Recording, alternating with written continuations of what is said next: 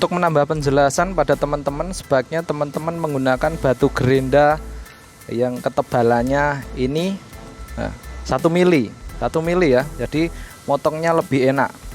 Motongnya ini lebih enak. Dan kecepatan bubutnya pas pada saat pemasangan batu gerenda harus ke RPM maksimal ya.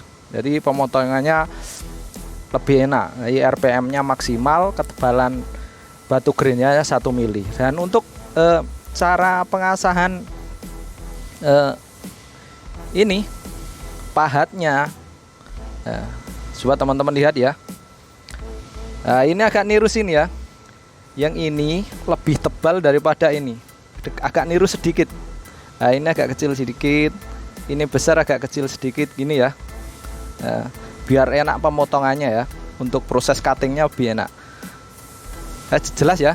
Gini agak sedikit, agak niru gini, sini ada kecil, ini besar. Kemudian terus bagian sini,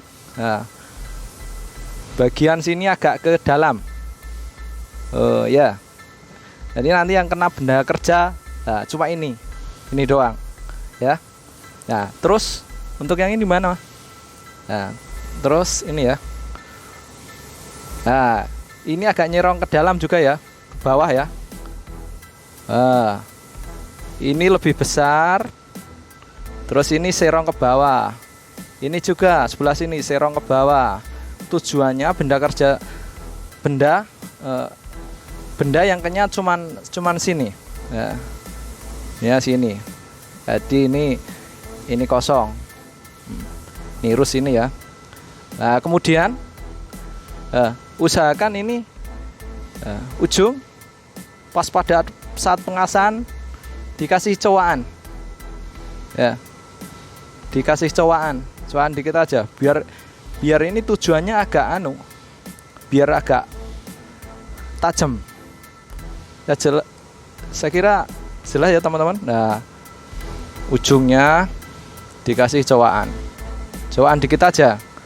Lah, untuk ketebalan ini jangan melebihi 4 mili teman-teman, jangan melebihi 4 mili. Paling tidak ini maksimal 4 ya.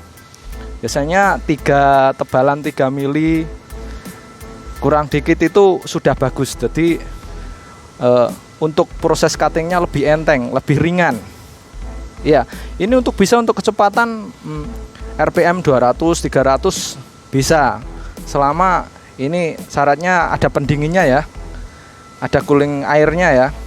Jadi motongnya lebih enak. Dan untuk pahat ini, untuk pemotongannya lebih enak ya, karena ini langsung, jadi gak mudah getar daripada cutting yang tipis ya, lebih enak yang begini. Saya kira demikian sedikit penjelasan. Terima kasih atas subscribe-nya, semoga bermanfaat. Wassalamualaikum.